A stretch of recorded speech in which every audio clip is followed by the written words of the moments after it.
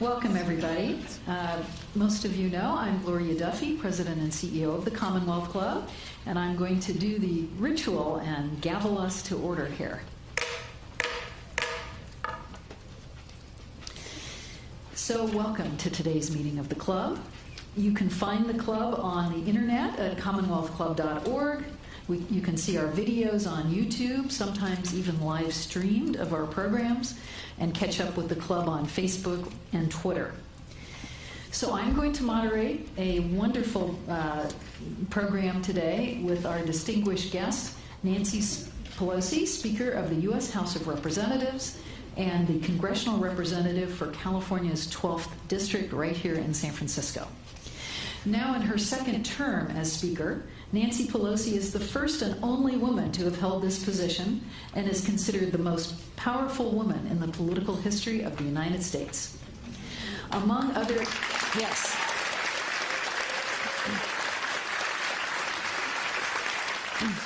Among her other achievements, she was responsible for the political strategy and implementation that led to the Affordable Care Act during President Obama's presidency. She is also in her 17th term as a U.S. Congresswoman representing this great city of San Francisco. She's the author of the 2008 book, Know Your Power, and indeed she does. When Nancy Pelosi first ran for political office at the age of 47, she wasn't new to politics. She worked with her father while he served as mayor of Baltimore. Then she worked for Jerry Brown's presidential campaign and served as the Democratic Party chair here in California. She developed through those many years the policy and strategic leadership qualities that would propel her to the peak of American politics and public service. I have a personal story about Nancy's dedication. She and I were on a congressional fact-finding trip in 1985 to Central America. We were in Managua, Nicaragua. She was then the finance chair of the Democratic Senatorial Campaign Committee. We were staying at a hotel in downtown Managua. The rest of us all went out to dinner on the late side in Central America. We came back at 11 or 12 at night. There were no cell phones at the time, no phones in the rooms. We found Nancy standing in the lobby at the payphones, making calls to her network as part of her duties as Democratic Senatorial Campaign Committee chair. This is truly a dedicated woman, and I always hold that image in mind of that sort of dark and deserted lobby late at night in Managua, Nicaragua, when I think of Nancy and her hard work for all of us. In the first 100 days of the 116th Congress, Speaker Pelosi and House Democrats have worked on their For the People agenda, passing legislation to clean up corruption and restore ethics to Washington, D.C., passed a bipartisan background checks bill, and what many Democrats call a landmark paycheck fairness bill. Under Speaker Pelosi, House Democrats are also pursuing a bipartisan infrastructure deal, looking at ways to expand and protect the right to vote, tackling climate change, and lowering health care costs and prescription drug prices for all Americans. This progress comes as Democrats welcome the most diverse caucus in the history of Congress, including more than 100 women in the same Congress that America will mark 100 years since women won the right to vote.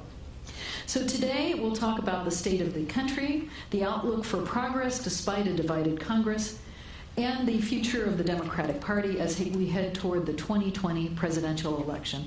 Please give a warm welcome to our representative in Congress and our national political leader, Nancy Pelosi.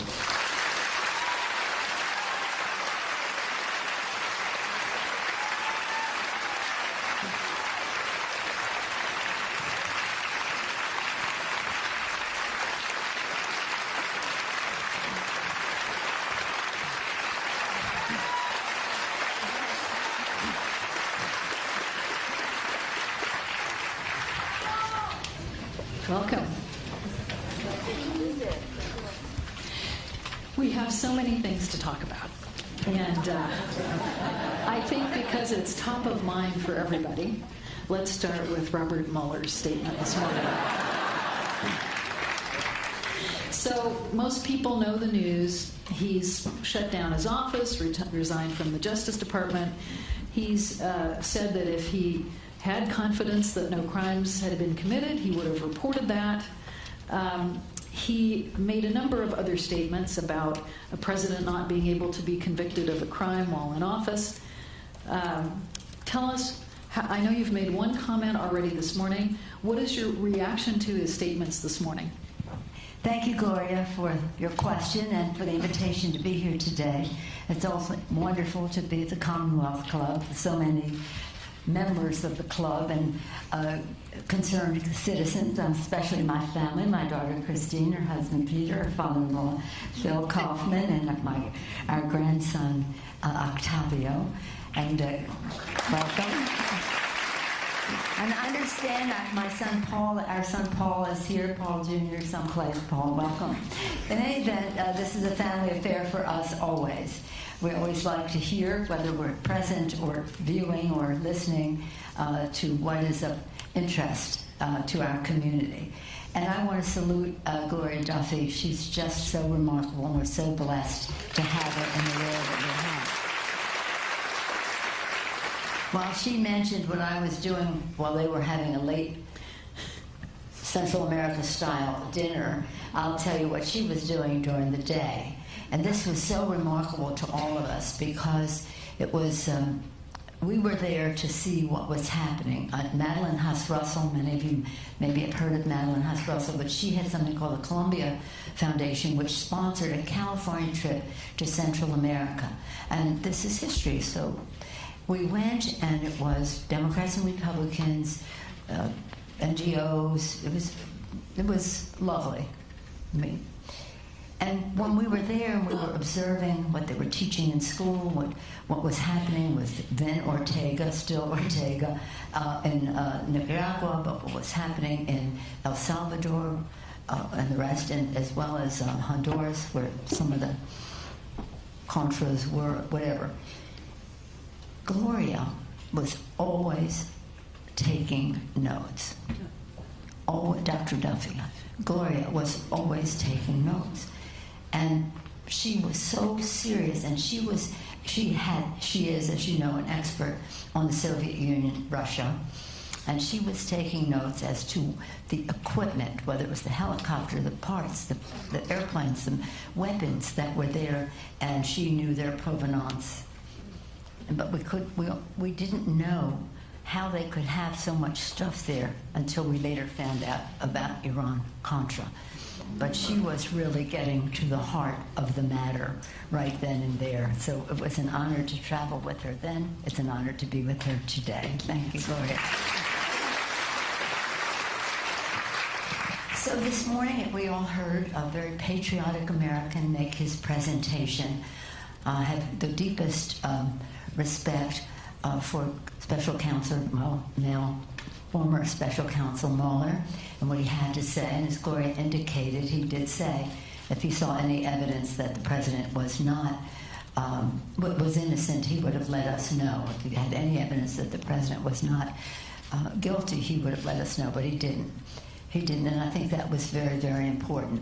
While I have the deepest respect for him and thank him and his team for the presentation of facts that will further lead us to help us in the Congress and in the courts, this is a very valuable contribution. I am gravely disappointed in the Justice Department for their attitude, their misrepresentation of the Mueller report to begin with, their hiding behind something that you could never find in the Constitution, that the president is above the law, and their misrepresentations, even under oath by the Attorney General to the Congress of the United States. So we, as we will continue on our path, which was led by our 6 chairmen who are magnificent, Adam Schiff, who's coming, Jerry Nadler, Judiciary, Elijah Cummings, Government Reform and Oversight, Maxine Waters, Financial Services, Richie Neal, the President's Taxes, Ways and Means, and Elliot Engel, Foreign Affairs, all have a piece of this. Last week we had 3 victories in the courts. One, Elijah Cummings' court won the president's accountant, that they have to share the information. 2, Maxine Waters, the Deutsche Bank decision, which is they have to share the information, and 3, not related to the Russia investigation or that, but related to other problems we have with the president and his view of the Constitution, is that the court said that he cannot use Defense Department funds to build a wall, to use that money to build a wall. We also had a victory in Adam Schiff's committee in that the Justice Department, under threat of subpoena and legal action, decided that they would give certain important documents to the committee, and that was a victory. That was 4 days, 4 decisions in 5 days, very important to advancing our getting the facts for the American people, getting the truth for the American people. Where they will lead us, we shall see. Nothing is off the table. But we do want to make such a compelling case, such an ironclad case, that even the Republican Senate, which at the time seems to be not an objective jury, will be convinced of the path that we have to take as a country. So you mentioned the victories in court, you mentioned the various committees doing their investigations. Some in Congress want to go further. Representative Steve Cohen of Tennessee open a dedicated impeachment inquiry, Judiciary Committee potentially. Are you... Judiciary Committee what? Well, open a specific investigation of impeachment. No, you mean he as a member of the Yes. committee, because the committee has not taken that position. So there are Democrats in Congress who want to go further than the existing committee investigations. How do you feel about that? Do you think there's a role for an additional dedicated investigation? Well, let me just say that I'm very proud of our House Democrats. They've been very, shall we say, conscientious about how they've reached their decisions, and I think it's like 35 of them out of 238, or maybe it's 38 of them out of 238 have said that they wanted to be outspoken on impeachment, and many of them are reflecting their views as well as those of their constituents. Many constituents want to impeach the president, but we want to do what is right and what gets results. What gets results. And we have to remember. So, yes, there are some, and the press makes more of a fuss about the 38 than the 200, who are over half of the Congress, after half of the Democrats in the House sit on one of these 6 committees. So they're all on the path of finding more information. Just to recall, many of you were not born then, but during the what would not become impeachment, but the impeachment investigation of Richard Nixon, it took months and months of a Senate committee that was solely dedicated to researching impeachment before they then decided to have articles of impeachment come from the House, which were never executed because the House and Senate agreed. It was a Democratic House and a Democratic Senate. We have a different scenario now. So the case has to be very compelling to the American people. So we are legislating, and we wish the press would cover more of that. Thank you, Gloria, for pointing out some of the bills that we have passed and sent to the Senate, that gun safety, women's rights, equal pay for equal work, Violence Against Women Act, gun safety, the list goes on, climate action now, the list goes on. But in any event, we're legislating, we're investigating, and we are litigating. And we're going to, as we go down the path, make a decision based on the strongest possible case to get the best results for the American people. And the action taken by the special counsel today, I commend him for the work that they did to present the facts. Now we have to get it unredacted for the public, but nonetheless, and for the Congress, by the way. They'll say to me, we'll show you. And I say, that's not it. The American people to know. Well, you're going to show me, and then I'm bound by classified rules of the House not to tell anybody? No, I don't think so. I don't think so. But in any event, I think that, everybody wants justice. Everybody wants the president to be held accountable in the most serious way, and everybody believes, I'm talking on the Democratic side, that no one is above the law. especially the President of the United States.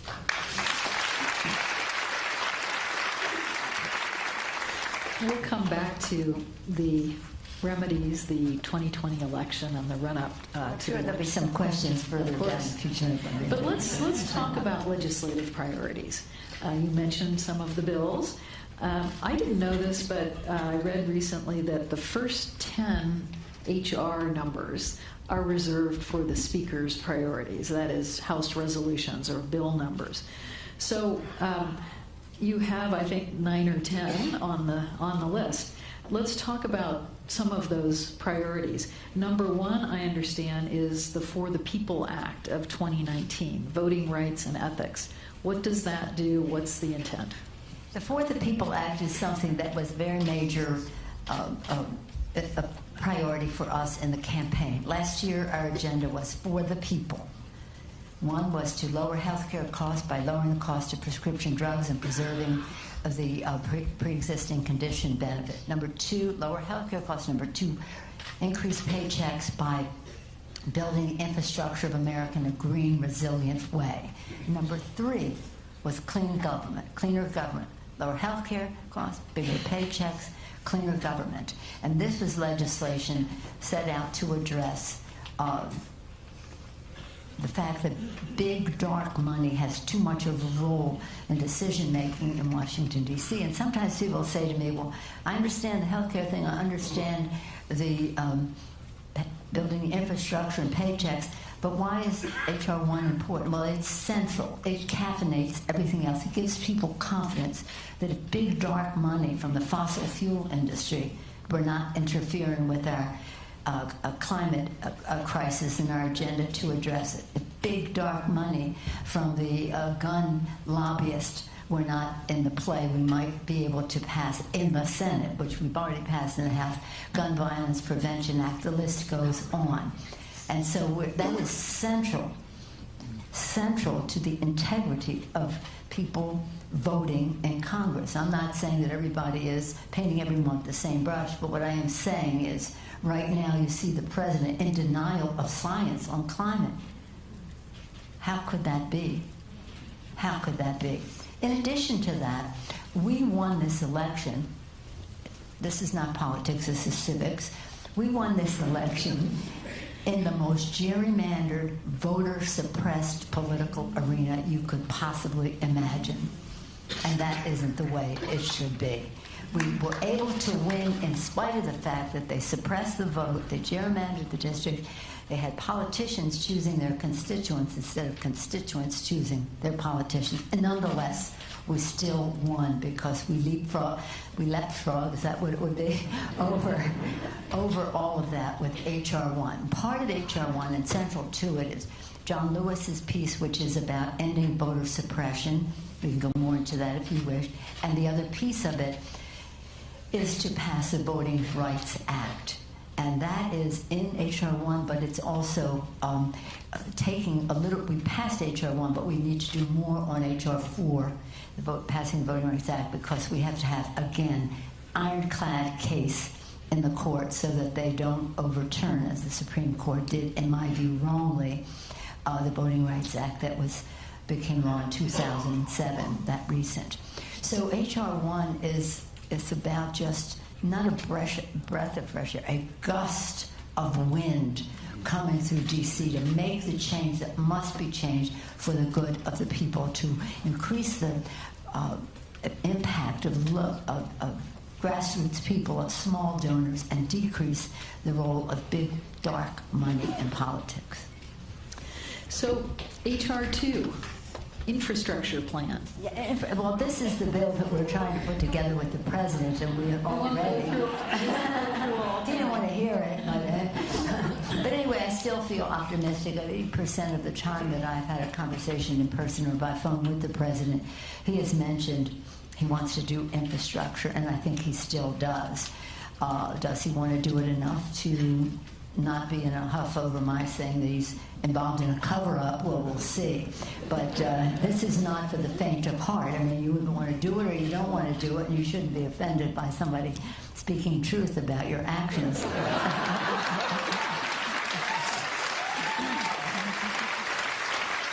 But this is essential. And if I may, Dr. Duffy, if I may, Madam President. Gloria. I like that sound, Madam President. By the way, the one thing that breaks my heart is when they introduce me as the highest ranking woman. I keep thinking, no, it wasn't supposed to be this way. We're supposed to have a woman president. Anyway, that may sound political to some of you. Let me just place this idea, this infrastructure in a larger perspective. I believe that we have three imperatives that we must address in our nation. And our For the People agenda is part of that, but it's bigger even than that. And one of them is the existential threat to our planet that the climate crisis poses, and the denial that this administration and our friends on the other side of the aisle, whether because they're cozy with the fossil fuel industry or whatever it is, are in denial about the science. This is a challenge to the planet of this generation, and young people understand it better than even the President of the United States. So that's one. One of the others is the obscenity of income disparity in our country. This is wrong, that the fact that CEOs can make 300-400 times as much as their employees, when it used to be maybe 40 years ago, only 30-40 times as much. But now, in a 2-week period, a CEO might make as much as an employee makes in 10 years. It's just wrong. And it's not good for our economy, because we need to have a strong middle class, which is the backbone of our economy, and which is, with consumer confidence, is good for the economy. So disparity of income, climate crisis, all served by building the infrastructure of America, raising paychecks, the amount of paychecks, as well as doing it in a green, resilient way. And the third imperative, one imperative, address the climate crisis. Second imperative, address the disparity of income in our country. Third issue, cleaner government, which makes the other two possible.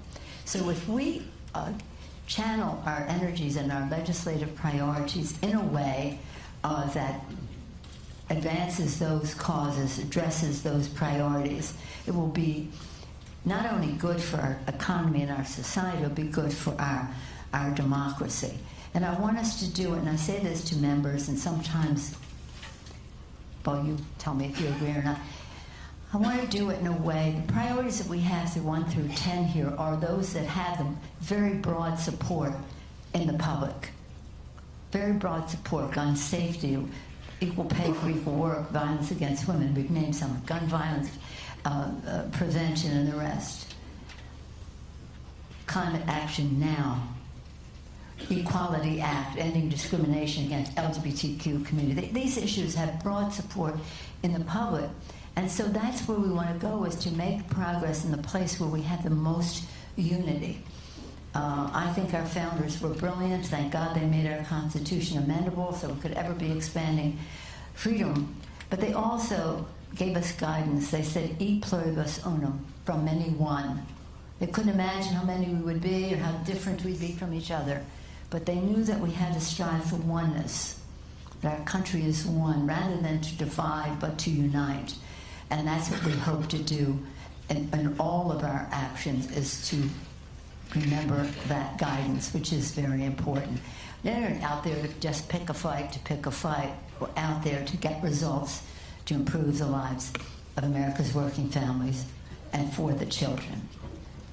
So a small plug for the Commonwealth Club. We don't lobby or take positions, but for 11 years we've had a project called Climate One, which educates and promotes debate and learning about climate change. So we're very active in trying to spread awareness of the science and so on.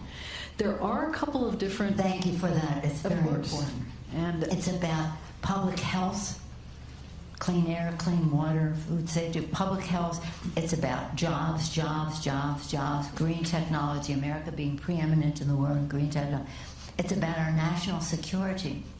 National security experts tell us all the time that the climate issues, whether it's rising sea levels, encroachment of deserts, drought, famine, all the rest, will cause migrations which can sometimes lead to conflict. So it's a security issue, and then also it's a moral issue. If you believe, as I do, that this is God's creation, we have a moral responsibility to be good stewards. And if you don't even share that religious approach, we all know that we have a responsibility to future generations to pass on this planet in a responsible way. So we have every motivation, whether it's security, jobs, health, morality, to do what you have taken the lead on. I thank the Commonwealth.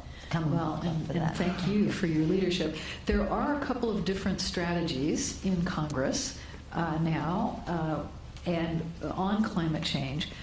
So there's the Green New Deal, which some members are sponsoring legislation to support, and then there is the legislation to shore up the Paris Climate Summit. Could you talk about where you fall among these different strategies, and why not the Green New Deal, which is a bit more comprehensive or radical, if in fact this is the existential threat? Well, the Green New Deal is a wonderful aspirational statement, and that's what it is. It's not legislation.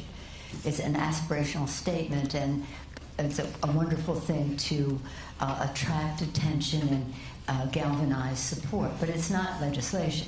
We still have to, and that's why I appointed a select committee on climate headed by Kathy Castor, who's wonderful from Florida. She is on the Energy and Commerce Committee, a master at all of this, and actually 3 freshmen. I put 3 freshmen on the committee as well to address what the best legislation is for us to go forward, in addition to what we passed H.R. 9, which is climate action now, to reinforce our involvement with the Paris Accord and to ask the President what his suggestions are. But it's not legislation is legislation, as advocacy is advocacy. So some of those things will be included. Some of them have nothing to do directly with climate. They have to do with income and this or that. And again, all of this is related. But in terms of what we put forth for the Climate Crisis Initiative, that will be developed. And I have tasked every committee of Congress, whether it's the Defense Committee, whether it's Energy and Commerce, and Natural Resources. Some of them are the natural domain of climate, but others, like Defense Department uses more energy and can be more, shall we say, climate conscious than any of the departments, and make a big difference. But of them all, the Ways and Means Committee, in terms of how we would finance, how we go forward, Appropriations Committee, what initiatives we can take. But you have to know, let me just put this in this context. When I was Speaker the first time, my flagship issue was climate and energy independence. Working with President Bush, he was a climate denier, but he understood that we had to clean up the air. And so we passed the biggest energy bill in the history of our country, the Energy Bill of 2007. It was like taking tens of millions of cars off the road when we raised the CAFE standards, the emissions standards. We did many other things with a strong commitment for renewables. And he signed the bill. He wanted nuclear. I wanted renewables. He signed the bill, and then came Japan, and so not much has happened on the nuclear side, but we got what we wanted on the renewable side. So this has been a priority for us for a while. And then when we lost the majority, much of it unraveled. We had greened the Capitol. They undid that. That was it was important. It was symbolic, but nonetheless, they undid it anyway. And went back to this denial thing. Now we're in the majority. Pretty soon we'll have a president who will recognize the importance of the climate crisis and have policies that support that. But until we do, we have to keep making this case with the American people about that's a ramification of elections, what happens on the climate issue. So we review everything on the table. What some of the things that are contained in the Green New Deal are things that we've all been advocating for a while. Some are groundbreaking. Some, again, do not relate to climate directly, but are important to be considered in their own context. But we will. This is an imperative. It is not an issue. It's not a bill. It is a value. It is, again, an imperative that it be done. But we want it to get done in a way that unifies people. Our friends in labor have unease with some aspects of the Green New Deal. There's no reason why we can't come to more unit. And they have been there for us. We've had the Blue-Green Alliance, Blue and Green Alliance with them for a while on this. So we can bring people together, but they all have to be at the table as we shape the consensus that is the boldest, toughest common denominator and not any weakening of the resolve. You're wearing a pin today. A couple of weeks ago, Madeleine Albright was with us, and we always ask her, what does her pin signify? Because she wears a different pin every day. You're wearing a very important pin. What is that? Well, Madeleine Albright has a beautiful array of pins, real pins, they're real.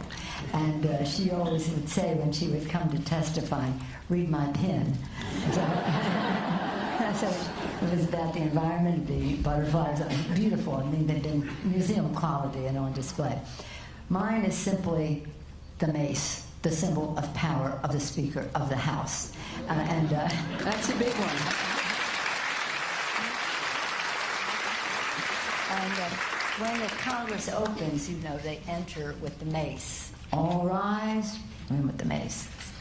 And every now and then I like to wear it back home so people can see. You're my bosses. I want you to see the joy. Let's talk about your leadership. Jerry Brown was with us recently, and we talked a little bit about accomplishments after the age of, say, 70. He talked a little bit about what he learned in his first term as governor, or his first round as governor, and how he applied those in his second round as governor. So what have you accomplished? What have you learned over time? There's been this debate, of course, about Dianne Feinstein and should she retire and all of that. I've noticed that there's a lot of accomplishment by our leaders in their 70s. Do I consider this a rude question? I would from anyone else but Gloria. Let me just say this. It's not meant to be. Let me say, no, I'm teasing. Here's the thing. One thing that Jerry Brown said to me when I became Speaker again, he said, "There's nothing as liberating as term limits." And that's a lesson in that, don't you think? Because at a certain point, when you have your experience, look, I think from my standpoint, one of the things that held me in good stead when I became leader to begin with, first of all, just to put it in context, I had never intended to run for Congress. Never. Or run for any public office. You said I'd worked with my father. I was a little girl. I witnessed public service, and when I was in first grade, when I was born, he was in Congress. When I was in first grade, he became the mayor of Baltimore, Thomas D'Alessandro. When I went to college, and my whole freshman year of college, he was still the mayor of Baltimore. It was the only life we knew, is that public service is a noble calling. Doesn't mean you run for office or even just engage in campaigns, but you involved civically. And they placed a big value on that, and that's part of what I learned there. But I also learned how to count votes, and that's an important thing. I also learned what I say to candidates all the time: know your why. Why are you running? What is your vision? Show us. What do you know about it? Your knowledge. How do you expect to accomplish something? What is your strategic thinking, your vision, your knowledge, your strategic thinking? Most important thing, though, is how do you connect heart to heart? This is all of here. The rest of it, heart to heart with the voters, so that they know that you care about their hopes and dreams, their aspirations, and their apprehensions. And that's really what is important. And that's kind of what you learn. I mean, I never intended to run for Congress, first of all, but then I never intended to run for leadership until people encouraged me to do so. But in the meantime, I dug deeply into my work on appropriations and on intelligence, and so I knew my subjects. And so I could negotiate from knowledge and strength and to promote a vision. And so that when I became a leader, the experience I had was not a disadvantage because time had passed as I was gaining it, but it was an advantage. And now, so when you're doing the job that I'm doing is you really have to know, again, the vision that we build as a consensus in our caucus, our goals, our vision, our why, the knowledge we bring to the discussion to make good judgments about the path we're on, strategic thinking about getting it done, but then it is a question of courage. Courage. You know everybody's commitment, you know their convictions. Who has the courage to make the votes, because they're not always popular at home.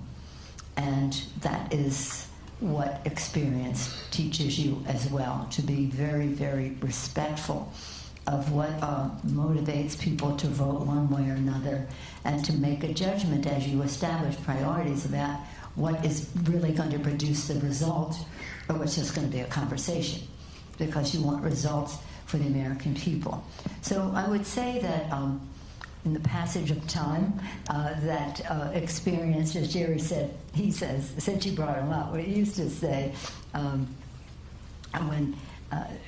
when he was running for governor the first time, youth, we need youth, we need youth. And then when he ran the second time, when he ran years later, he said, there's no substitute for experience. So I would say that, but the main thing that I love so much about it is to be able to encourage other people to take responsibilities, to be clear about their vision, to know what they're talking about, to understand how they can have a plan for success. And many members of Congress, of course, come flocking in with all of this, but to give them the opportunity. For example, just going back to Watergate for a moment, when that class came in, the Watergate babies, it was transformative. It was a huge class and transformative, similar to the class we have now. Not one of those freshmen that came in that year had a gavel, was a chair of a subcommittee. Not one of them in the first year. In this Congress, with our transformative, new, diverse class, 18 freshmen are chairs of subcommittees. 18 chairs. And their leadership is magnificent. For example, one of the first Native American women ever to serve in the Congress, and two in this class, but they're the first two, Deb Haaland, she is the chair of the subcommittee of the Natural Resources Committee on Public Lands. Imagine what that means to a Native American group. So we try to give them guidance about committee selection and this or that. And some who don't have gavels are on committees that are very strong for their district. So we made sure that people got what they wanted when they came and got to play leadership roles in it. And that's one of the advantages that I have, and just kind of, you may not realize how important this is to you, but think about it in a new, fresh way when I'm saying that to the Brett. Think about this in this way and let me know. Talk to your folks about it. Let me know. But I think this would be a good path. And some of them knew on their own. They didn't need any guidance, that's for sure. But you said we were a diverse class. 60% of our class, of our freshmen, no. 60% of the House Democrats are women, people of color, LGBTQ. And the same holds true for as chairs of committees, not only a seat at the table, a seat at the head of the table. So I think that whatever it means to me, I think what it means to my colleagues is they trust my judgment, and I consider that an advantage for our caucus. And I have nothing but respect for our elder stateswoman. And but the funny thing is Diane Senior, in the South, seniority is everything. They just block those committees and hold them down. And here we're like, we want something fresh and new. Well, wait a minute. With seniority goes power in the Senate of the United States, and she has great power in the Senate of the United States. Immigration. Donald Trump has announced a merit-based immigration plan. You've said some things about this publicly. Tell us what you think about this. How should we be proceeding? You want me to talk about Donald Trump? Let me talk about Ronald Reagan instead. Okay. This is what Ronald Reagan said. This is the last speech I will make as President of the United States. Does that get your attention, Ronald Reagan? This is the last, and I want to communicate a message to the country I love. He went on to say, he talked about the Statue of Liberty and what it meant as a beacon of hope to the world and what it meant to people coming to our country or people who had come but saw the Statue of Liberty first. He said our parents, our grandparents, our ancestors. Then he went on to say that, in effect, and I want you to look it up because it's much more poetic than what I'm going to say, but this was the essence. The vital force of America's preeminence in the world is every new generation of newcomers who come to our country. And when America fails to recognize that, America will fail to be preeminent in the world. We cannot close the door to immigrants to our country. If we do so, we will fail to be preeminent. Ronald Reagan, President Reagan, President Bush, President Clinton, President Bush, President Barack Obama all subscribe to the vitality, the rejuvenation, the reinvigoration of America, of that immigration is to our country. Hopes, dreams, aspirations, courage, optimism, determination to make the future better. All American traits, these newcomers, make America more American until the 45th President of the United States.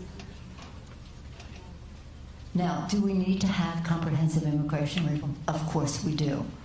And there was a bipartisan bill that passed the Senate that the Republicans in the House would not bring up a few years ago, unfortunately. It was a lot of compromises. I didn't love it to death, but I loved it enough. And but they just would not give us a vote on it. We have to get to that place. When the president says merit, turn it upside down. That means make America white again, have people leave, just go back, and we'll just let in who we like. I don't know if merit counted for when his wife's family came into the country. I don't know. Maybe it did. God bless them if it did. But he calls that chain migration, which he wants to get rid of, family unification, instead call it merit.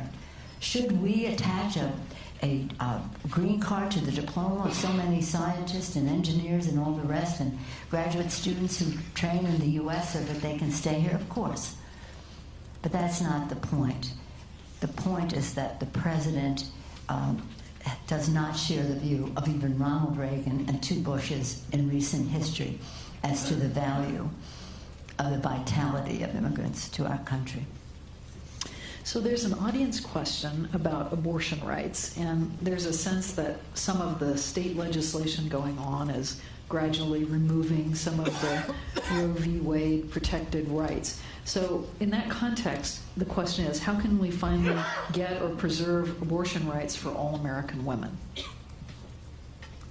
This is really a tragedy, what is happening in terms of Alabama. I was in Ohio recently. They have a law. I was in Missouri recently. They have, it's heartbreaking because it's so disrespectful of women and women's right to choose. and it goes along with, we don't want equal pay for equal work, all those kinds of things as well. It's a sign of disrespect. But it's one that is brutal. The Roe v. Wade is the law of the land. It should be upheld instead of being undermined. I don't want to be a fearmonger, but I do think we have to take drastic action. By that I mean full-blown mobilization every place. My daughter Christine participated in one of the 400 you had in one day right after Alabama. They had all over the country on this. This is absolutely wrong. But if you promise not to tell anybody, I told you this. This is how he got to be President of the United States.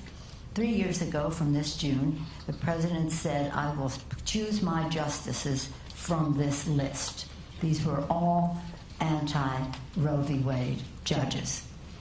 Just about 2 weeks ago, within the past few weeks, the Senate approved some judges. One of them said that family planning caused cancer. Another one said Planned Parenthood killed 150,000 people in recent time. Another one said that family planning undermined the religious nature of our country. So understand this. This isn't about just abortion. It's about family planning. It's about a woman's right to choose the size and timing of her family with her own family, her own God, her own doctors, and the rest. So this is, understand, it's for 25 years, my first 25 years in office, I kept saying to people, it's about family planning. Understand this. They use abortion as their, but because they see division there and they describe it in horrible ways. But this is also about family planning. If you understood that they believe that all coming together should be about conceiving a child. So marriage equality and Roe v. Wade are both of their targets in that regard. And it's really so very, very sad. So we just have to be active. We don't agonize, we organize. And we have to organize all over the country so that people understand that this is not the right thing to do. The hypocrisy of it all, that they would say no exception for rape and incest. Would something like that happen in their family? Do you think they would not avail themselves of other choices? And then for them to say a doctor who performed such a thing, such a procedure would go to jail for 99 years or something like that. This is not real. Now, I have this fight with them all the time over the years because I felt my husband Paul and I were blessed to have 5 children, and we had 5 children when we brought Alexandra, our youngest, home from the hospital. Our oldest, Nancy Corinne, was turning 6 that week. So I know the program, and that's great for us, but why should that be something that someone else should subscribe to?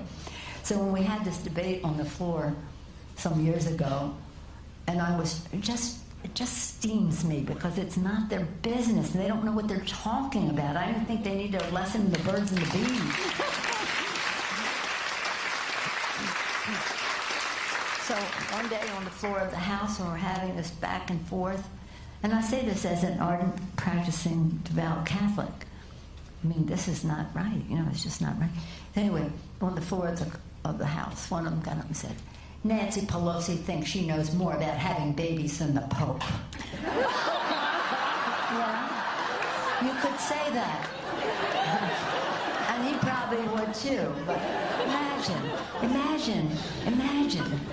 And if you would just see this line of men standing up in the chamber, signing up for these anti-choice discharge petition that they have now, they just don't get it. But you know what? We again don't agonize, organize. We just have to understand that elections have ramifications, and without the support of the evangelical community whom I work with on immigration, they're wonderful on immigration. Many of them do believe this is God's creation and we have to protect our planet.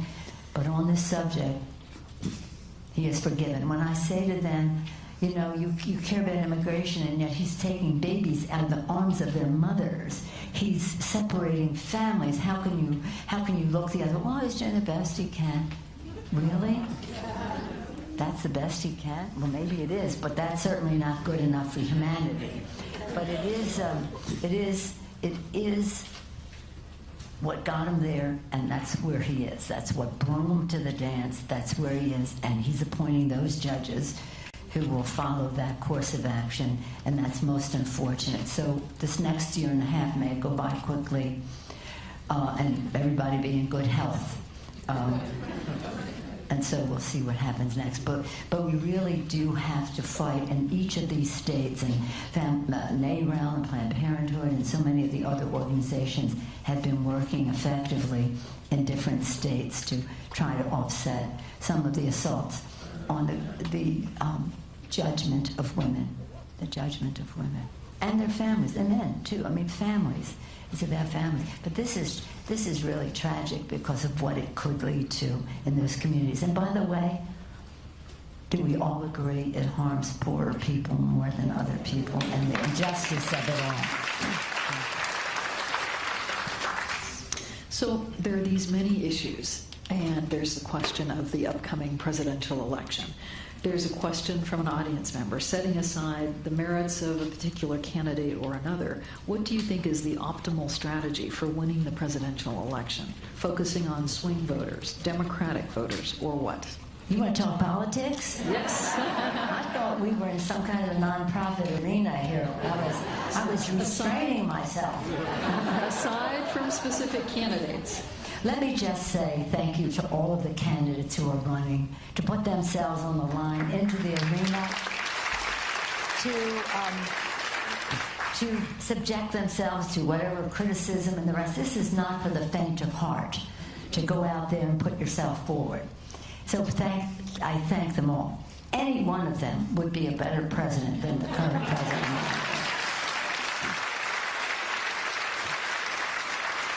They're even better than that. That's a low threshold, but they're even better than that. I do believe that what I said earlier, show your vision. Why? Show your knowledge. What do you know about it, so that people respect your judgment. Strategic thinking, okay? Now, all of them have that. I think they've been brilliant. Who connects?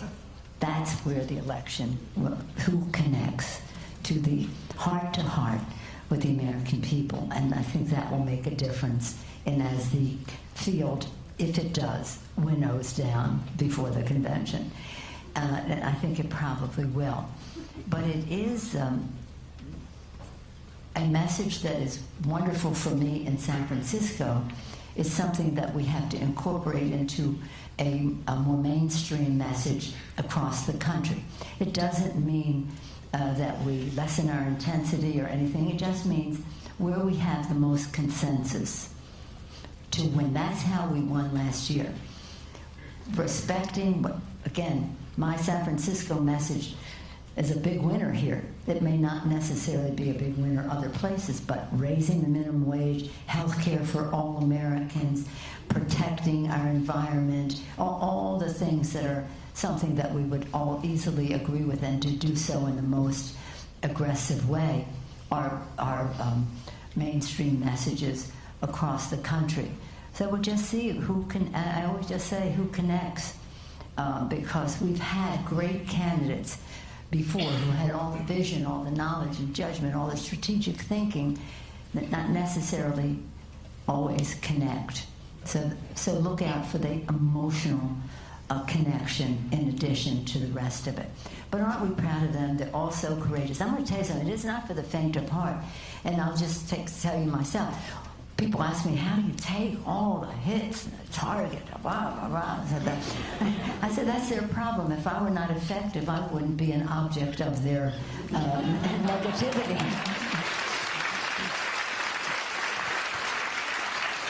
But like right now, there is a false video that the Republicans are putting out on Facebook. Now, this is self-serving of me to say, but I say it because I don't want other women say to me sometimes, I would run, but I couldn't subject my family to what you go through. So we need you to run. So, we have to get past that.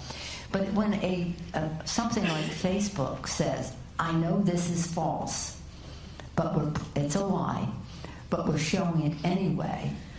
Well, to me, it says two things. One, that I was giving them the benefit of the doubt on Russia, but clearly I thought it was unwitting, but clearly they wittingly were accomplices and enablers of false information to go across Facebook. But B, if you're a candidate, whether it's a woman or whatever, but I'm trying to get more women and people of color and young people to run, and men too, but if you were going to go out there, why would you subject yourself to that? And that's what disappoints me. It's like, I don't care, I can take it. Experience, I can handle it all. If I didn't have thick skin, I wouldn't be the Speaker of the House. But these other people are new to the arena. And they're fabulous people, and they have talent and courage and the rest. And they have options. Well, if I could do that, or I could do this or that. I said, well, we don't want people without options, but that's why we want you to run for Congress, because you could also do this or that. And so that negative in the arena, as I say, in the arena, you have to be ready to take a punch, but you have to be ready to throw one too. As I say, for the children.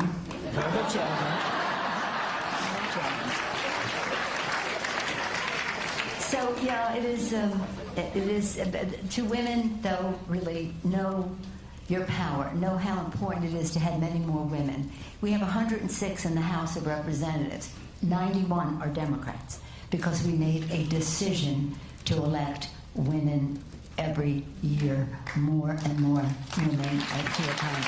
And many of them are chairs of committees. So, but it's the uniqueness.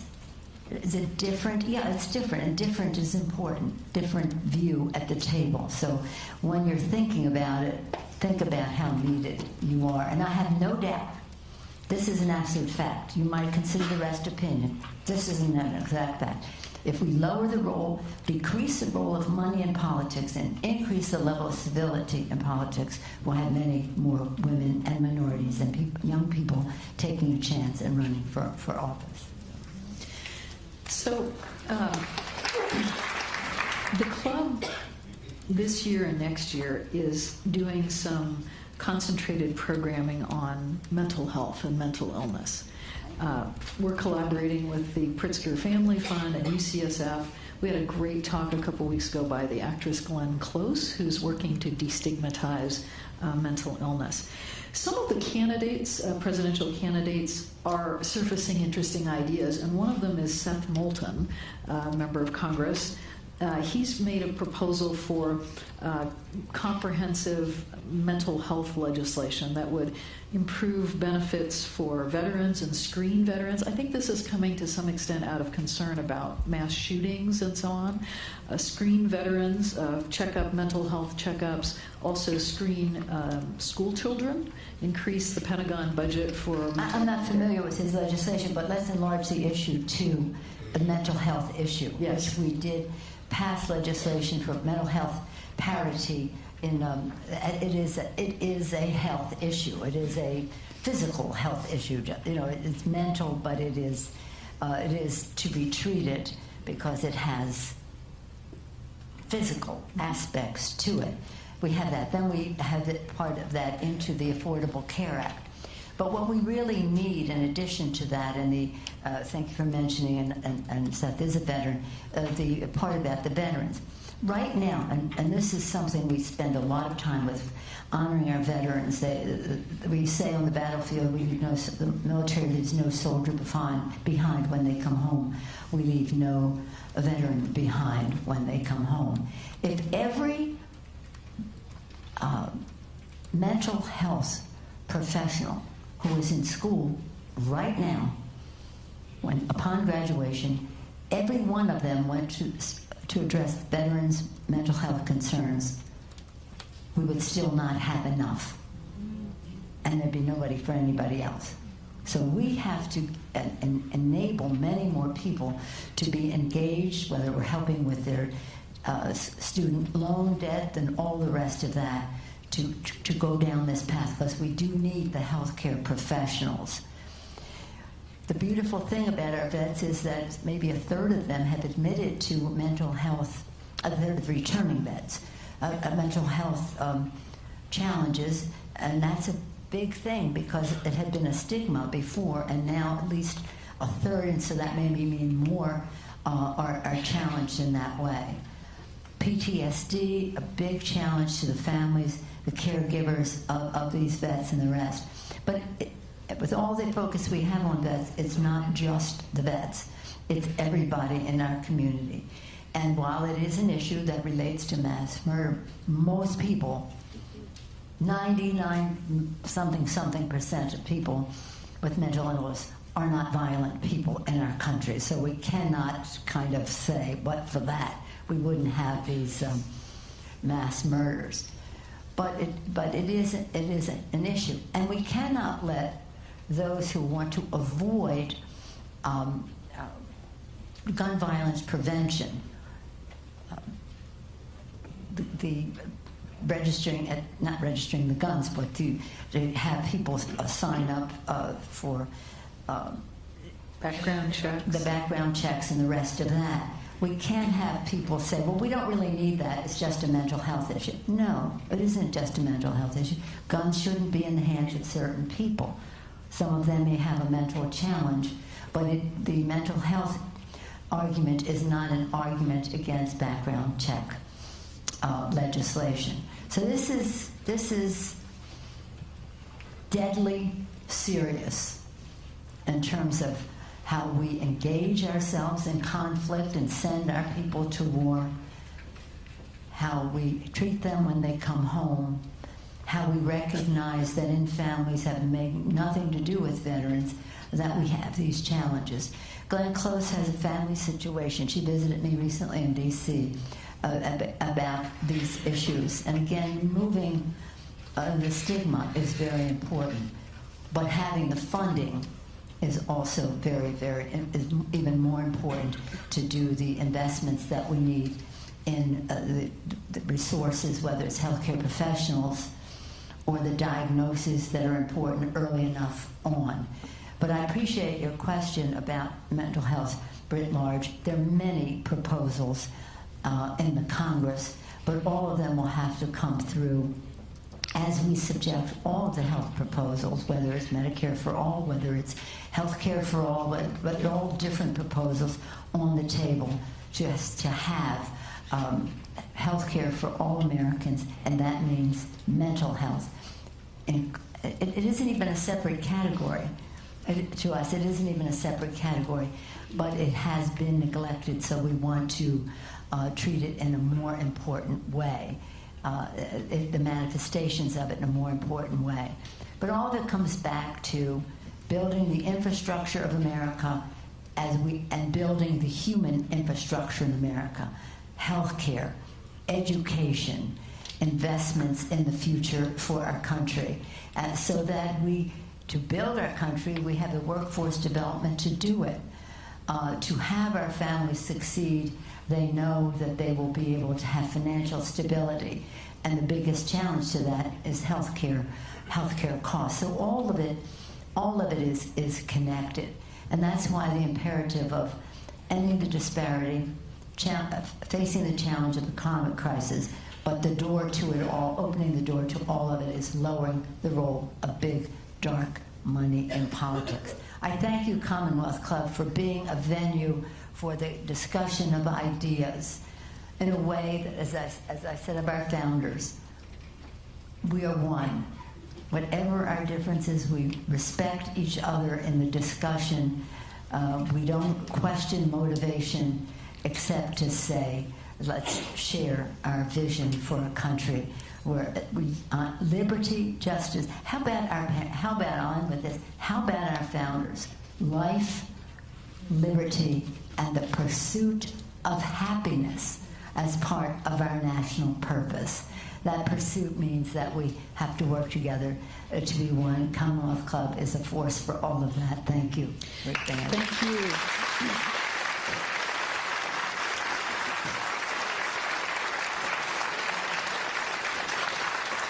Thank you to Nancy Pelosi, Speaker of the U.S. House of Representatives, for being here and for your service. Thank you for Gloria. Madam President. Thank you. Thank you to our audience here, on the internet, on the radio. Now, this meeting of the Commonwealth Club of California is adjourned.